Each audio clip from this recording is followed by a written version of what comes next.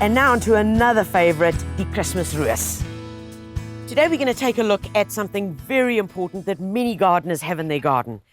They ask the question, when do I prune it? How do I prune it? Do I call it a Christmas roos or a Christmas rose? You've got it. It's called hydrangeas. Let's take a closer look at them. There's so many myths around this beautiful plant, but all of us do know one thing, that we want it in our gardens. They also make great container plants, and you can buy them as instant, colourful plants, normally in garden centres round about Christmas time, that you can pop into a container and leave them on your patio for the next few weeks. Their flowers, you can also cut them and leave them to dry, and they look really stunning, even although they're dead, in just a vase. They just work perfectly. So many uses, pretty tough, and yet there's so many myths surrounding them. We're going to start with the beginning. How do we plant them? Well, choose your position carefully, and that's what we need to do. Hydrangeas don't like the full blazing sun. In the full sun, they are going to burn. Their flowers are going to scorch if we have a 35, 36 degree, which is quite normal these days. So you want an area that's either going to get a bit of morning sun or literally under trees where there's dappled sunlight streaming through. And what we need to be able to emulate is thinking they grow in the forests, underneath the trees, in the beautiful matting and all the leaf mold that has fallen, and that's what we need to recreate. So first off, we need to choose our hydrangea. And going along to a garden centre, you're going to find many different varieties.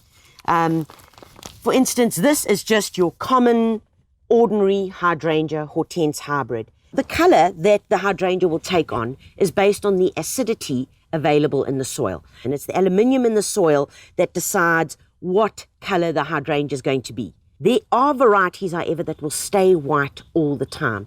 There's one particular variety called Madame Emile Mollet, which is a beautiful white. The only part that changes in the hydrangea is the little pip right in the middle of the flower here. That will tell you what type of soil you've got, if you've got an acid soil or not. Most importantly, feed it and emulate that forest setting that we're looking for. So first up, I need to make sure that I'm getting a good hole dug. So let's make sure that it's going to be at least double the depth of this bag and double the width of this bag to make sure that we're going to get out all the really bad soil. Let's keep the topsoil to one side because we can still reuse that, and the subsoil we're going to get rid of.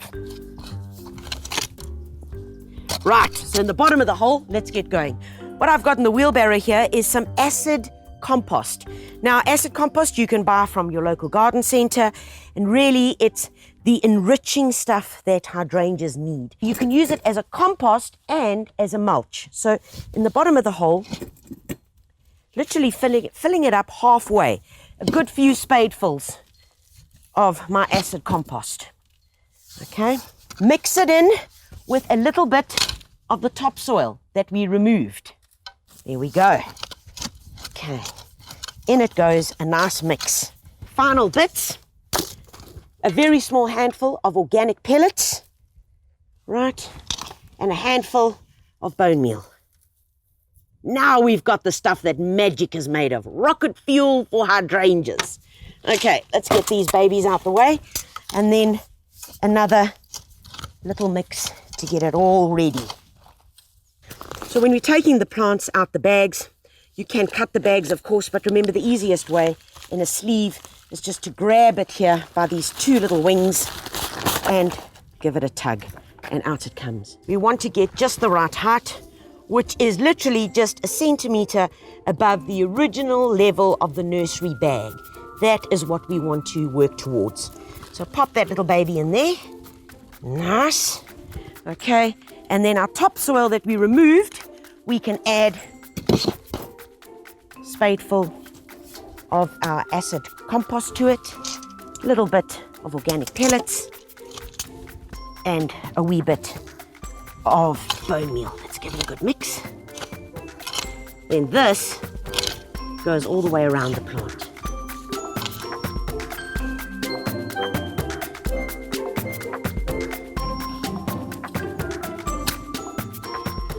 All right, folks, so I really don't mind the leaf mold. I've got beautiful trees up above me, so let's use it.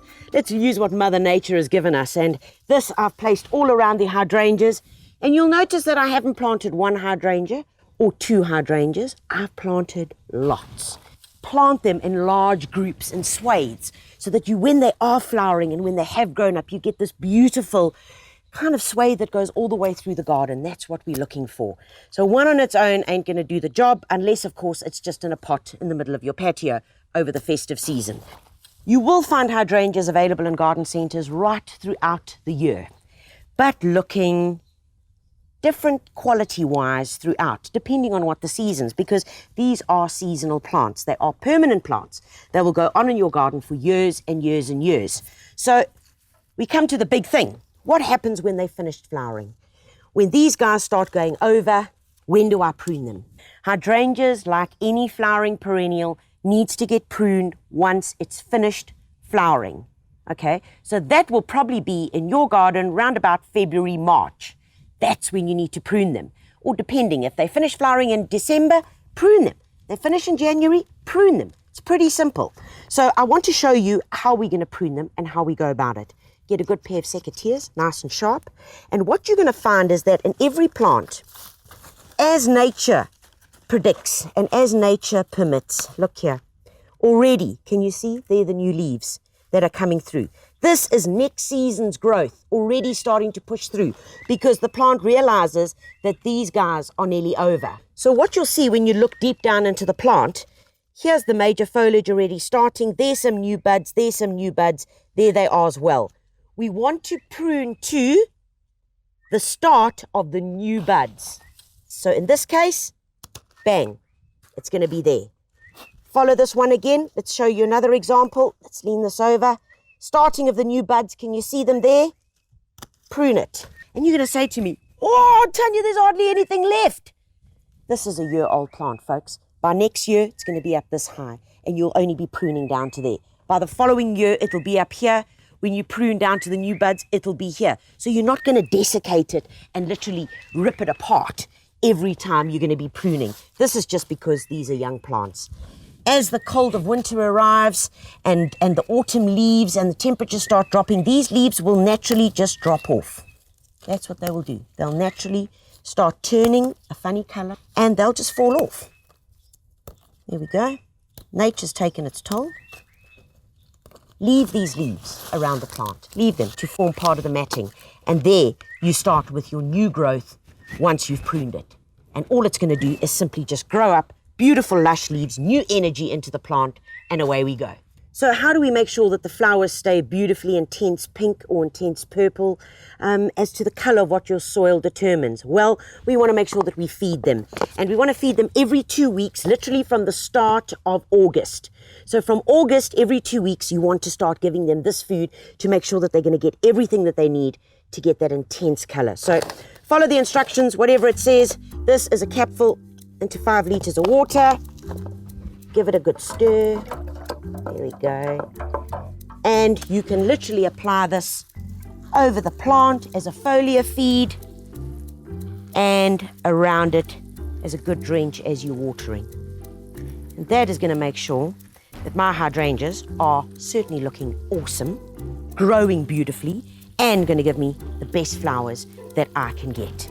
And it's one plant that I certainly wouldn't go without in my garden. Enjoy them.